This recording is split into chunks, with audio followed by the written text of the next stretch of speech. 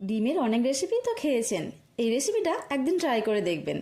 প্রথমে কড়াইয়ে তেল গরম করে ডিম আর ছোট আলু হলুদ গুঁড়ো, লঙ্কা গুঁড়ো আর নুন ছড়িয়ে ভালো করে ভেজে তুলে নিলাম। তারপর ওই তেলেই গোটা গরম মশলা ফোড়ন দিয়ে একটু নেড়ে চেড়ে দিয়ে দিলাম পেঁয়াজ কুচি। পেঁয়াজটা অল্প ভেজে নিয়ে দিয়ে দিলাম রসুন কুচি আর আদা বাটা। আদার কাঁচা গন্ধ চলে গেলে দিয়ে দিলাম টমেটো কুচি। এবার অল্প নুন দিয়ে ভালো করে কষিয়ে নিলাম। এই সময় মশলাগুলোও দিয়ে দিলাম। প্রথমেই দিলাম হলুদ গুঁড়ো, তারপর জিরে গুঁড়ো, ধনে গুঁড়ো, শুকনো লঙ্কা গুঁড়ো আর কাশ্মীরি লঙ্কার গুঁড়ো। মশলা কষানো হয়ে গেলে দিয়ে দিলাম অল্প জল। এই সময় ডিম আলুগুলোও দিয়ে দিলাম। এবার কিছুক্ষণের জন্য ঢেকে দিলাম, আলুটা একটু সেদ্ধ হয়ে যাক। আলু সেদ্ধ হয়ে গেলে দিয়ে দিলাম এই রান্নার স্পেশাল ইনগ্রেডিয়েন্ট গোবিন্দভোগ চাল বাটা। এই সময় নুন চিনিও দিয়ে দিলাম।